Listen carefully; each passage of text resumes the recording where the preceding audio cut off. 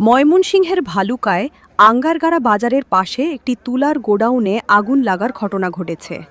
স্থানীয়রা জানান, গেল রাতে হঠাৎ করে তুলার গোডাউনের পিছন থেকে আগুন জ্বলছে।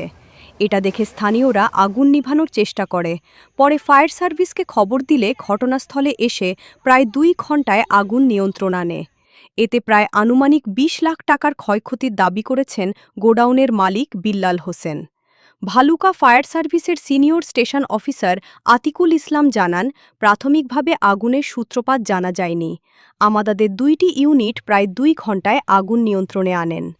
বিল্লাল এন্টারপ্রাইজের শতাধিকারী মোহাম্মদ বিল্লাহ হোসেন বলেন, পূর্ব সূত্রতার জের ধরে পিছন থেকে আগুন দেওয়া হয়েছে বলে তিনি দাবি করেন। এই গোডাউনে প্রায় আনুমানিক 20 লাখ টাকার ক্ষতি হয়েছে। এ ব্যাপারে আইনি পদক্ষেপ নেওয়ার কথা জানান বিল্লাল হোসেন। আসসালামু আলাইকুম, আমি মোহাম্মদ বিল্লাল হোসেন। আমার বাড়ি আঙ্গারগাড়া। আমি ছোট্ট দোকান করি তুলা। তো এই দোকানে আমার অনেক টাকার মাল ছিল। ওই অন্য এক লোকের জায়গায় আমি দোকান করতাম, ওইখানে 2বার আগুন লাগানোর পর আমার নিজস্ব জায়গায় দোকান করছি। তারপরেও এইখানে এসে আগুন দিয়েছি পূর্বসূত্রতার যে ধরে। তো আমি সুষ্ঠু বিচার চাই এলাকাবাসীর কাছে। আমার আবদার যে আমার উপর কেন এত অত্যাচার।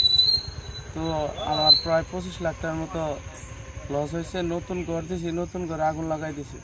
তো আপনার এলাকাবাসী যে সিদ্ধান্ত নেন ওইটাই আমার চূড়ান্ত সিদ্ধান্ত। তো আমি প্রশাসনের কাছে বিচার চাই যে আমার উপর কেন এত নির্যাতন এলাকাবাসী।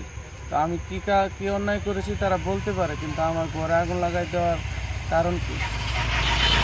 এলাকাবাসীর কাছে আমি বিচার চাই। আমরা রাত্রে 11টা বাজে দেখছি পিছন সাইড থেকে আগুন লাগছে। পরে আমরা দৌড়াদৌড়ি করে আইয়া ফায়ার সার্ভিসে ফোন দিয়া পরে তারা আইয়া আগুন নিবাইছে তাড়াতাড়ি।